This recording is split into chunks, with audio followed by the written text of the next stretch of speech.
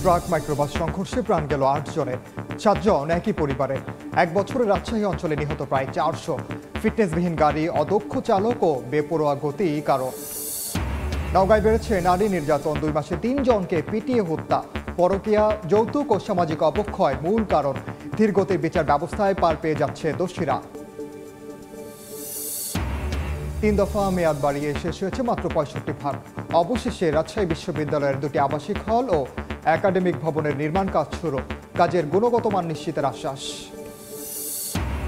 এবং সোনা মসজিদ স্থলবন্দরে কমেছে আমদানি রপ্তানি কার্যক্রম, ৩ বছরে অর্জিত হয়নি কাঙ্ক্ষিত রাজস্ব। বাংলাদেশ ভারত সম্পর্কে টানাপোড়েনে নেতিবাচক প্রভাব পড়ছেন সংশ্লিষ্টরা।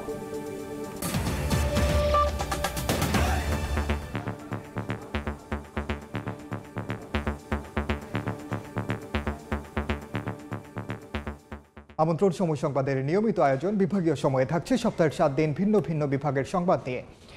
আজ থাকছে রাজশাহী বিভাগ, সঙ্গে আছি আমি ওমরিনা। নাটোরের বড়াইগ্রামে ট্রাক মাইক্রোবাসের মুখোমুখি সংঘর্ষে প্রাণ গেল ৮ জনের। দ্রুত গতির কারণে এই দুর্ঘটনাটি ঘটে বলে ধারণা পুলিশের। এদিকে ঘাতক ট্রাকটি জব্দ করা গেলেও পালিয়েছেন চালক ও হেলপার। দুমড়ে মুচড়ে যাওয়া মাইক্রোবাসটি বলে দেয় দুর্ঘটনার ভয়াবহতা। বুধবার সকালে সিরাজগঞ্জের একটি হাসপাতালে রোগী দেখতে কুষ্টিয়ার দৌলতপুর থেকে একটি মাইক্রোবাস ভাড়া করে যাচ্ছিলেন একই পরিবারের ৭ জন। পথে বড়াইগ্রামের রয়নার মোড়ে বিপরীত দিক থেকে আসা ট্রাকের সঙ্গে মুখোমুখি সংঘর্ষ হয়। এতে দুমড়ে মুচড়ে যায় মাইক্রোবাসটি। ঘটনাস্থলেই মৃত্যু হয় চালক ও 4 যাত্রীর। আহত হন আরও 3 জন। তাদের উদ্ধার করে স্থানীয় হাসপাতাল ও রাজশাহী মেডিকেলে পাঠানো হলে চিকিৎসাধীন অবস্থায় 3 জনেরই মৃত্যু হয়। ভাইয়ের ছেলের বউকে দেখতে যাচ্ছিল, আর আমার ভাইয়ের শাশুড়ির নাম ইতি, তার নেতৃত্বে সবাই যাচ্ছে। সবসময় গাড়ি চলাচল করে, অনেক গাড়ি এখানে ভিড় হয়। এই রাস্তাটা 4 লাইন করতে হবে। 4 লাইন করলে অ্যাক্সিডেন্টের পরিমাণটা কমে যাবে। ঘাতক ট্রাকটি জব্দ করা হয়েছে। হতাহতদের সাহায্যে এগিয়ে এসেছে প্রশাসনও। মাইক্রোবাসটা তার লেনেই ছিল, ট্রাকটা ওই তার লেন থেকে এই পাশে আসি দুর্ঘটনা কেন ঘটছে বা কিভাবে কমানো যায় এটার জন্য প্রয়োজনীয় ব্যবস্থা গ্রহণ করব। নিহতদের মধ্যে 4 জন নারী ও 2 জন পুরুষ। সময় সংবাদ, নাটোর। ফিটনেসবিহীন গাড়ি, অদক্ষ চালক ও অসাবধানতার কারণে গত 1 বছরে রাজশাহী বিভাগের 8টি জেলায় সড়ক দুর্ঘটনায় যাত্রী, চালক ও পথচারী মিলিয়ে প্রাণ হারিয়েছেন 380 জন। দুর্ঘটনায় আহত হয়েছেন 500-র বেশি। সড়কে ফিটনেসবিহীন গাড়িগুলো বন্ধে নিয়মিত অভিযান পরিচালনার পাশাপাশি জরিমানা করা হচ্ছে বলে জানান সংশ্লিষ্ট কর্মকর্তারা। বিস্তারিত সাইফুর রহমান রকির রিপোর্টে। ফিটনেসবিহীন এই বাসটি রংপুর বগুড়া মহাসড়কের বনানী এলাকায় এসে বন্ধ হয়ে যায়। তাই যাত্রীরা ধাক্কা দিয়ে গাড়িটি চালু করার চেষ্টা করছেন। আঞ্চলিক ও মহাসড়কগুলোতে এমন চিত্র হরহামেশাই দেখা মেলে। রাজশাহী, নাটোর, বগুড়া ও সিরাজগঞ্জ সহ বিভাগের সবকটি জেলার উপজেলা পর্যায়ে সবচেয়ে বেশি লক্কর-ঝক্কর ফিটনেসবিহীন বাস, প্রাইভেট কার, মাইক্রোবাস চলাচল করে। ফিটনেসবিহীন গাড়িগুলোর বেপরোয়া গতি, অদক্ষ চালক ও অসাবধানতার কারণে প্রায় ঘটছে ছোট বড় দুর্ঘটনা। বিআরটিএর দেয়া তথ্য মতে গত 1 বছরে বিভাগে প্রায় 255টি সড়ক দুর্ঘটনায় যাত্রী, চালক, হেলপার ও পথচারী মিলিয়ে প্রাণ হারিয়েছে 380 জন। আহত ও অঙ্গহানি হয়েছে 5 শতাধিক। যে সিট দেখছেন না, এটা প্রায় উইন্ডোর কাছাকাছি চলে আসছে। এটা আসলে তো রিস্কি। সড়কে চলাচলকারী 25 থেকে 30 বছর আগের বিভিন্ন যানবাহন রং করে রাস্তায় চলাচল উপযোগী করা হচ্ছে। উপায় না পেয়ে যাত্রীরা এসব বাসে জীবনের ঝুঁকি নিয়ে চলাচল করতে বাধ্য হচ্ছেন। ফিটনেসের সাথে হিসাব করে তো গাড়ি চলে না কাকা, গাড়ি চলে পার্টসের সাথে হিসাব করে। দুর্ঘটনা তো যে কোনো গাড়িতে বাড়তে পারে, এটা ইঞ্জিন চালিত গাড়ি না। এদিকে সড়কে ফিটনেসবিহীন গাড়িগুলো বন্ধে নিয়মিত অভিযান পরিচালনার পাশাপাশি জরিমানা করা হচ্ছে বলে জানান বিআরটিএ ও আইন শৃঙ্খলা বাহিনীর দায়িত্বশীল কর্মকর্তারা।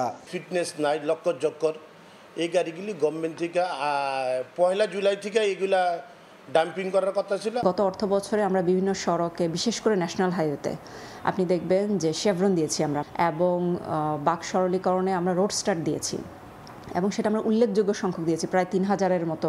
20 বছরের অধিক সময় ধরে সড়কে চলা গাড়িগুলো জব্দে সম্প্রতি একটি নির্দেশনা দিয়েছে মন্ত্রণালয়, যা 20 জুলাই থেকে কার্যকর হয়েছে। বিভাগে ফিটনেসবিহীন গাড়ির সংখ্যা প্রায় 1200। সাইফুর রহমান রকি, সময় সংবাদ, রাজশাহী। এ বিষয়ে বিস্তারিত জানাতে নাটোরে আছেন সহকর্মী আল মামুন এবং সিরাজগঞ্জে আছেন রিঙ্কু কুণ্ড। সরাসরি প্রথমেই যাচ্ছি মামুনের কাছে। মামুন, ফিটনেস বিল যানবাহনের পাশাপাশি অদক্ষ চালক এবং বেপরোয়া গতির কারণে কিন্তু প্রতিনিয়তই ঘটছে নাটোরের সড়ক দুর্ঘটনা। আজকে কিন্তু নাটোরের সকালে বাস, মাইক্রোবাস ও ট্রাকে কিন্তু ঝরছে 8টি প্রাণ।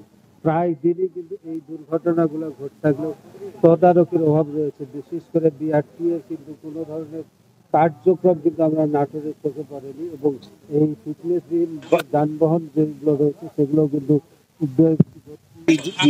বন্ধ করার উদ্যোগ কিন্তু বিআরটিএ নাটোরে ছিল না।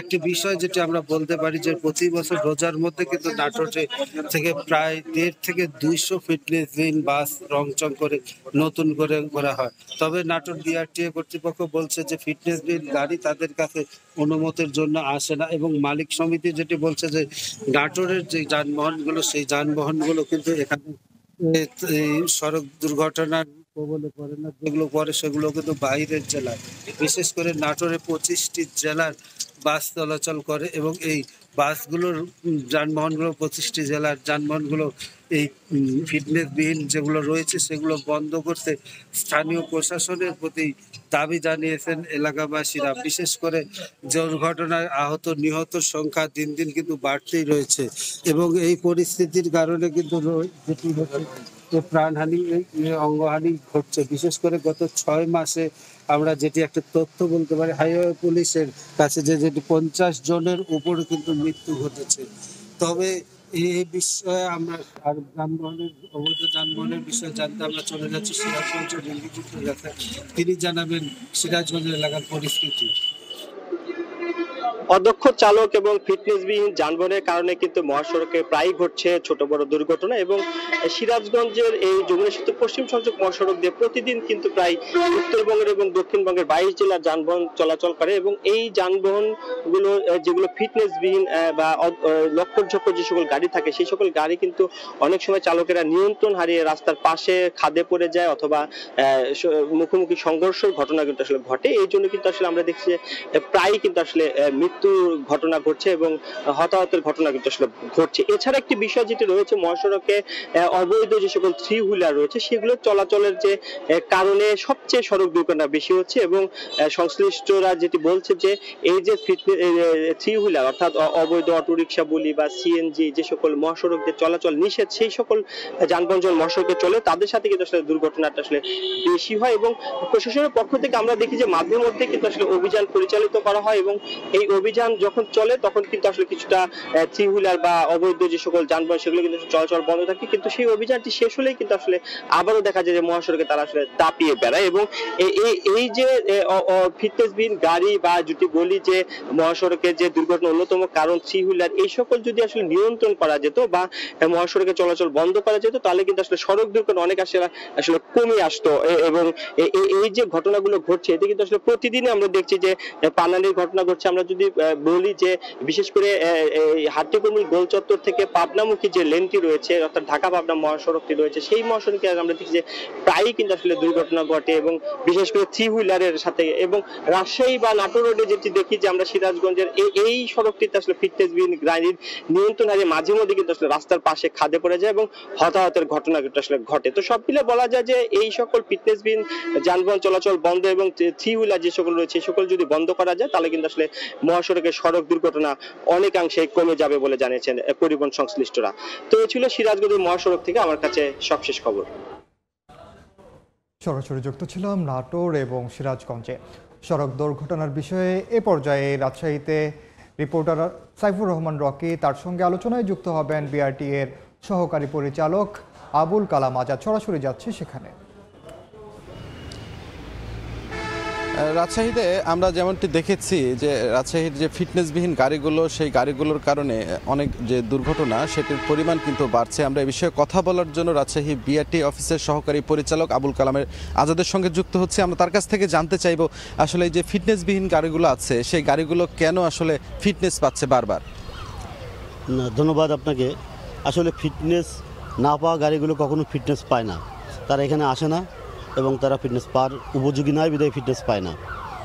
আর আমাদের এখানে ত্রুটিপূর্ণ যে গাড়ির কথা বলছেন লাইফ টাইমের জন্য আমাদের চেয়ারম্যান মহোদয়ের নির্দেশনা রয়েছে যে 20 তারিখের পর থেকে এই 20 বছর পুরাতন এবং 25 বছর পুরাতন যে গাড়িগুলা এগুলো সড়কে যাতে না চলতে পারে সেই জন্য আমরা মহোদয়ের নির্দেশনা অনুযায়ী জেলা প্রশাসন মালিক সমিতি সকলের সমন্বয়ে আমরা 20 তারিখের পরবর্তীতে সকাল এবং বিকাল অভিযান চালু করেছি এবং সেই ক্ষেত্রে আমরা এ পর্যন্ত মনে করেন 2টো গাড়ি 4টে গাড়ির এরকম প্রতিদিন মুসলিকাও নিছি, ডাম্পিংও করছি, ছেড়েও দেওয়া হয়েছে এবং জরিমানা করা হয়েছে। এবং মালিক আমরা তো সড়কে অনেক লক্ষ্যচক্কর গাড়ি দেখছি যেগুলোর ফিটনেস একেবারেই নেই, সেগুলো যে কেউ দেখলে বুঝবে, তাহলে এই গাড়িগুলো কিভাবে চলছে? না আসলে লক্ষ্যচক্কর গাড়ি অভিযানের পর থেকে আসলে সড়কে কমে গেছে। আমরা যেগুলো পাচ্ছি সেগুলোকে তাদেরকে মুসলিকা নিয়েও আপাতত তাদেরকে ছেড়ে দেওয়া হচ্ছে যে তারা যেন রোডে না আসে। এই ক্ষেত্রে মালিক সমিতি, শ্রমিক ইউনিয়ন এবং জেলা প্রশাসন এবং আমাদের এখানে বিজ্ঞ নির্বাহী ম্যাজিস্ট্রেট মহোদয় আছেন, তিনি সকাল বিকাল আমাদের বিআরটিএস মোবাইল কোর্ট পরিচালনা করে থাকেন এবং জরিমানাও দিয়ে আদায় করে থাকেন এবং তাদের ডাম্পিংও করে থাকেন। কিন্তু আমরা যেটি শুনি যে জরিমানা করা হয় সেটির পরিমাণ খুবই কম, যে কারণে আসলে বাস মালিক সমিতির যেসব নেতারা আছেন বা বাস চালক যারা আছেন তারা এটা পরোয়া করে না, যে কারণে বেপরোয়া গতি নিয়ে তারা বিভিন্ন জায়গায় যাওয়া আসা করছে, সড়ক দুর্ঘটনা বাড়ছে। এর ফলাফলস্বরূপ কিন্তু মৃত্যুর যে পরিমাণ সাধারণ মানুষের সেটি কিন্তু সাধারণ যাত্রীদের এটা বাড়ছে। এই বিষয়ে আসলে বিআরটিএ কি বলবে? না, এ বিষয়ে আমরা আসলে খুবই গুরুত্ব সহকারে এই জিনিসগুলো দেখছি। সড়কে শৃঙ্খলা ফিরিয়ে আনার জন্য আমরা প্রতিনিয়ত এই আমাদের যে কার্যক্রমের চলমান যে মোবাইল কোর্ট পরিচালনা, ত্রুটিপূর্ণ গাড়ি ডাম্পিং এবং এই গাড়িগুলো যাতে না চলতে পারে এই কার্যক্রম অব্যাহত আছে আমরা এবং চলমান এটা রেখেছি, যাতে এই ধরনের গাড়িগুলো যদি সড়কে না নামে বা না আসে সেজন্য মালিক সমিতিতেও আমরা জানিয়েছি। এই গাড়িগুলো হয়তো উঠে গেলে হয়তো সড়ক দুর্ঘটনা অনেক অংশে আমার মনে হয় যে কমে আসবে। আমরা গত কয়েক মাসের হিসেবে যেমনটি দেখলাম যে আপনাদের মামলার যে পরিমাণ ফিটনেসবিহীন গাড়িতে সেগুলোর পরিমাণ খুবই কম। তো এই যে এত কম হলে তো আসলে সড়কে ফিটনেসবিহীন গাড়ি কমানো সম্ভব হবে না বলে আমার মনে হয়। আপনাদের কি মনে হয়? আসলে যখন আমরা মোবাইল কোর্ট পরিচালনা করি তখন অধিকাংশ গাড়ি কিন্তু বন্ধ হয়ে যায়। আমরা বিভিন্ন জায়গায় বিভিন্ন রুটে আমরা মোবাইল কোর্ট পরিচালনা করি। এখন আমাদের মোবাইল কোর্ট পরিচালনার ক্ষেত্রে তখন দেখা যাচ্ছে মালিক সমিতির গাড়িগুলো, যেসব গাড়িগুলো ত্রুটিপূর্ণ আসলে সড়কে অনেক সময় পাওয়া যায় না, যার জন্য হয়তো আমরা সেগুলো তখন ফাইন্ড আউট করতে পারি না। আর যেগুলো আমাদের সামনে পড়ে বা যেগুলো আমরা করতে পারি সেগুলোকে আমরা আইনানুগ ব্যবস্থা গ্রহণ করা হয়ে থাকে। আগামীতে আসলে এই যে এদের ব্যাপারে আরও কঠোর পদক্ষেপ নেওয়ার জন্য কোনো আপনাদের কার্যকর ভূমিকা রাখবেন কিনা? অবশ্যই এটা আমাদের চলমান প্রক্রিয়া। আমরা বিআরটিএ পক্ষ থেকে জেলা প্রশাসন, বিআরটিএ এবং আমাদের মোবাইল কোর্ট নিয়ে আমরা প্রতিনিয়ত মাঠে আছি এবং থাকব যাতে এই ধরনের গাড়ি সড়কে না চলতে পারে। বিআরটিএ আমরা যেমনটি জানি যে বিআরটিএতে এসে অনেক কর্মকর্তার যোগসাজশেও নাকি তারা এই ফিটনেসগুলো পেয়ে থাকেন। আসলে এই ব্যাপারেও আপনারা যদি অভিযোগ পান সেগুলো বিরুদ্ধে আপনারা সোচ্চার আছেন, থাকবেন কিনা এবং তাদের বিরুদ্ধে ব্যবস্থা নেবেন? আমি আপনাকে এটা বলতে পারি যে আপনি দেখছেন আমার অফিসে এখানে আমাদের গাড়ির সংখ্যা প্রতিদিন হয়তো 20টা 15টা গাড়ি আসে। Maximum private car, jeep, micro commercial গাড়িগুলো খুবই কম, বাসটা খুবই কম। তারপর আমাদের এখানে যে গাড়িগুলো পরিদর্শনে আসে আমরা আমাদের বিআরটিএর যে নির্দেশনা অনুযায়ী আমরা প্রতিটা গাড়ির ছবি এবং ছবি সহ আমরা একটা বই প্রতি মাসের ন্যায় আমরা ছবি তুলে এগুলো সংরক্ষণ করি। যে গাড়িগুলো আমাদের এখানে আসছে ত্রুটিপূর্ণ, যেগুলো ফিটনেস পাওয়ার উপযোগী সেগুলোকে আমরা ফিটনেস দিয়ে থাকি। আর যেগুলো ত্রুটিপূর্ণ কী কারণে ফিটনেস দিই না সেটা কারণ উল্লেখ করে আমরা তাদেরকে এটা দিয়ে দিই। তারা সেটা শুধু সংশোধন করে আনে, তাহলে হয়তো আমরা ফিটনেস দেওয়ার উপযোগী হলে ফিটনেস। ধন্যবাদ আবুল কালাম আজাদ ভাই আপনাকে আমাদের সঙ্গে এতক্ষণ যুক্ত থাকার জন্য। আপনারা শুনছিলেন যে যেসব ফিটনেসবিহীন পরিবহন রয়েছে সেগুলোর বিরুদ্ধে আসলে রাজশাহী রোড ট্রান্সপোর্ট অথরিটি বিআরটিএর যে কর্মকর্তারা তারা ব্যবস্থা নিচ্ছে। তো এই ছিল আমার কাছে রাজশাহী থেকে সর্বশেষ। সরাসরি যুক্ত ছিলাম রাজশাহীর বিআরটিএর সামনে। অন্য প্রসঙ্গ, নওগাঁয় বেড়েছে নারী নির্যাতনের ঘটনা। গত 2 মাসে 3 জন নারীকে যৌতুকের কারণে পিটিয়ে হত্যা করা হয়েছে। আইনজীবীরা বলছেন অসম প্রেম, পরকীয়া ও যৌতুকের মতো ঘটনায় বাড়ছে দাম্পত্য কলহ, যা শেষ পর্যন্ত গড়াচ্ছে আদালতে। তবে মামলায় বিলম্বিত বিচার ব্যবস্থায় নারী নির্যাতনের ঘটনা বৃদ্ধির কারণ মনে করছেন মানবাধিকার কর্মীরা। এবার রকির রিপোর্ট, ছবি তুলেছেন রকিবুল ইসলাম। নওগাঁর মহাদেবপুরের নবম শ্রেণীর ছাত্রী সেতু খাতুন 1 বছর আগে বিয়ে হয় পাশের বদলগাছির রনের সঙ্গে। বিয়ের সময় যৌতুক হিসাবে বরের হাতে নগদ 2 লাখ টাকা সহ দেয়া হয় সংসার সাজানোর মূল্যবান আসবাবপত্র। কিন্তু বছর পার না হতেই আরও টাকার জন্য তার উপর নির্মম নির্যাতন চালায় স্বামী। গত 3 জুলাই সেতুকে হত্যা করে লাপাত্তা রনি ও তার পরিবার। গত 7 মে একই ঘটনার শিকার হয় নওগাঁর বাচারি গ্রামের রেমি খাতুন। যৌতুকের কারণে পিটিয়ে হত্যার ঘটনায় স্বামী ও শাশুড়িকে অভিযুক্ত করে মামলা হয়েছে আদালতে। এই তো 8 দিন আগে কাপড় চোপড় দিয়েছে, 8 দিন পরে আমার মেয়ের নাচ দেখছি। নির্মম ঘটনার দোষীদের বিচার না পেয়ে ভুক্তভোগী পরিবারগুলো পুলিশের ভূমিকা নিয়ে তুলেছেন প্রশ্ন। তবে পুলিশ বলছে অভিযোগ পেলে ব্যবস্থা নেওয়া হচ্ছে। থানার দিক থেকে যতটুকু সাপোর্ট দেওয়ার দরকার শতভাগ সাপোর্ট আমার থানা দিয়ে থাকে। নারী নির্যাতন মামলায় বিচার প্রাপ্তিতে দীর্ঘসূত্রিতার কারণে ঘটনার প্রবাহ বাড়ছে বলে মনে করছেন মানবাধিকার কর্মীরা। আইন শৃঙ্খলার যদি একটু সচেতন হতো এবং একটু এই আইনের যে সঠিক ব্যবহারটা প্রয়োগ করতো তাহলে কিন্তু এই ঘটনাগুলো ঘটতো না বলে আমরা মনে করি। গত বছরের চেয়ে গত 6 মাসে নারী নির্যাতন মামলা বেশি রুজু হয়েছে বলছে লিগ্যাল এইড অফিস। 2025 সালের 6 মাসে আমাদের আবেদন প্রাপ্তি, নিষ্পত্তি, অর্থ আদায় সবকিছুই বৃদ্ধি পেয়েছে। আইন শৃঙ্খলা বাহিনীর তথ্য বলছে গত 2 মাসে জেলায় যৌতুক সংক্রান্ত ঘটনায় 3 নারীকে পিটিয়ে হত্যা করা হয়েছে। আর নারী নির্যাতন ঘটনার আদালতে বিচারাধীন মামলার সংখ্যা 2664টি। এমআর রকি, সময় সংবাদ, নওগাঁ। নানা চড়াই উতরাই পেরিয়ে চলছে রাজশাহী বিশ্ববিদ্যালয়ের 2টি আবাসিক হল, একাডেমিক ভবন ও শিক্ষক কোয়ার্টার নির্মাণ কাজ। 2017 সালে নেওয়া প্রায় 400 কোটি টাকার প্রকল্পের মেয়াদ 3 দফা বাড়িয়েও কাজ শেষ হয়েছে গড়ে 65 ভাগ। দ্রুত ভবন নির্মাণ ও কাজের গুণগত মান নিশ্চিতের কথা জানিয়েছে বিশ্ববিদ্যালয় কর্তৃপক্ষ। আব্দুল সালামের ছবিতে মওদুদ রানার রিপোর্ট। 2017 সালের রাজশাহী বিশ্ববিদ্যালয়ের ভৌত অবকাঠামো উন্নয়ন প্রকল্পের আওতায় নির্মাণ চলছে 10 তলা বিশিষ্ট AHM কামারুজ্জামান শেখ হাসিনা আবাসিক হল, 20 তলা একাডেমিক ভবন ও 10 তলা শিক্ষক কোয়ার্টার। এর মধ্যে গেল বছরের 30 জানুয়ারি AHM কামারুজ্জামান আবাসিক হলের অডিটোরিয়াম ভবনের শাটারিং সহ ছাদের একাংশ ধসে পড়ে। বিশ্ববিদ্যালয় প্রশাসন জানিয়েছে সময়সীমা 3 দফায় বাড়িয়ে 8 বছরেও প্রকল্পের কাজ শেষ হয়নি।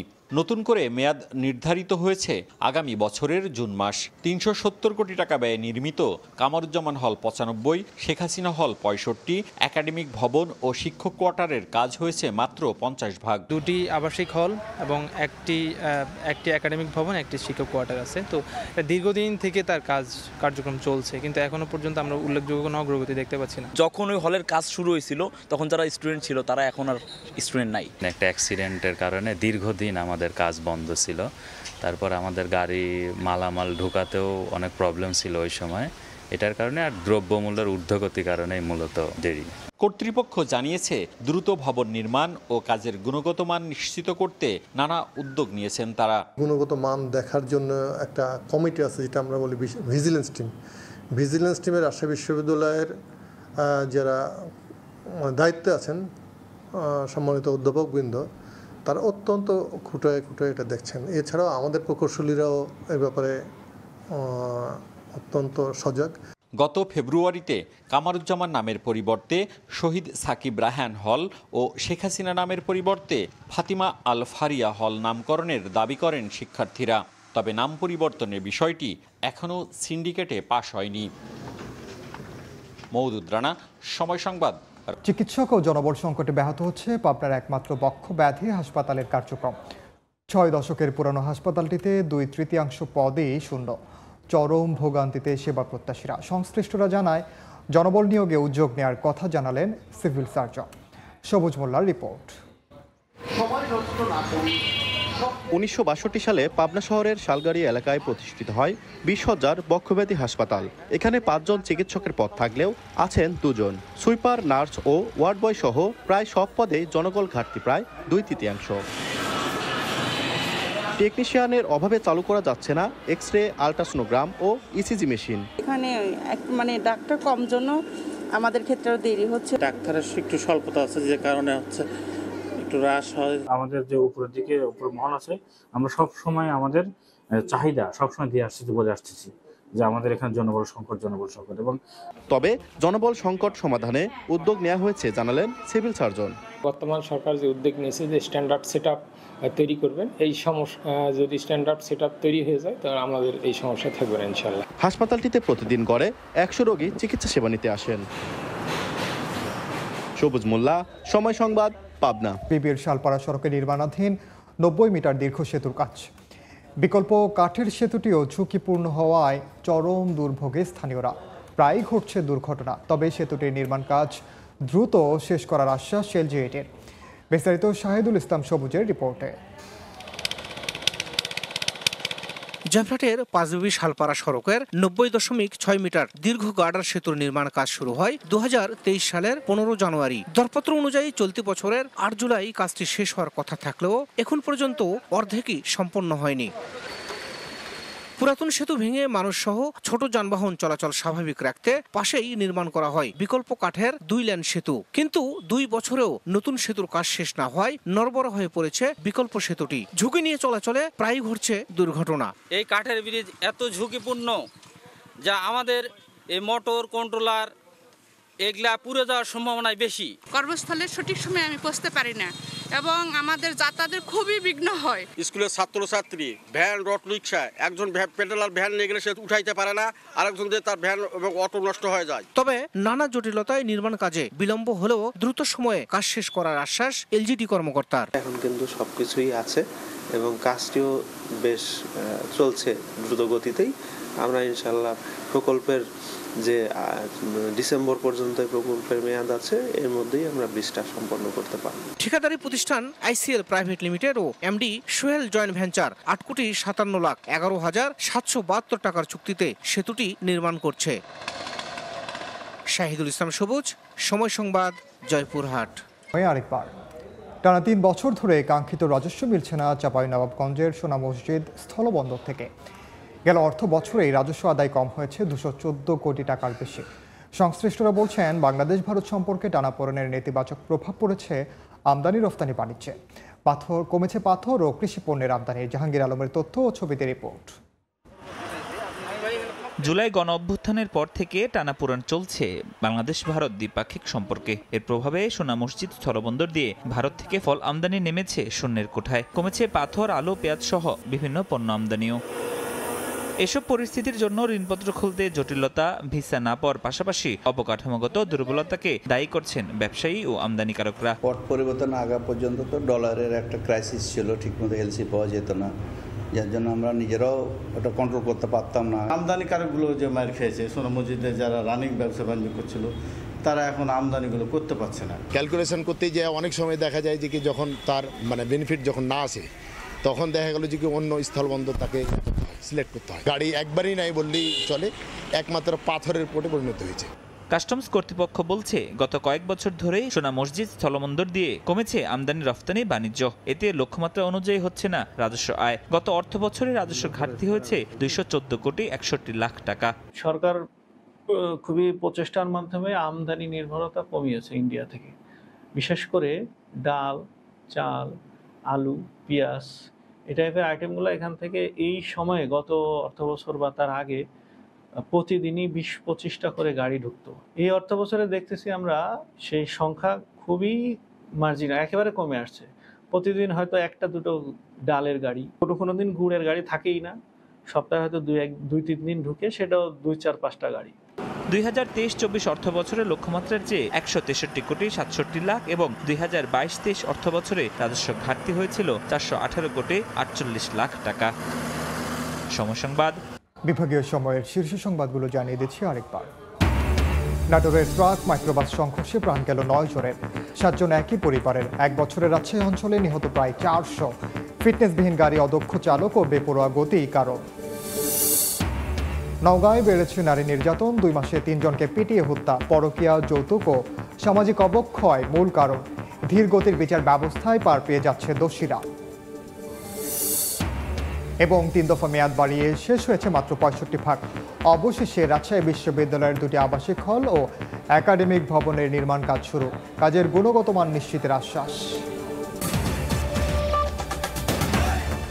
এই ছিল বিভাগীয় সময়ে। আগামীকাল থাকবো খুলনা বিভাগের আয়োজন নিয়ে। সঙ্গে থাকুন সময়ের।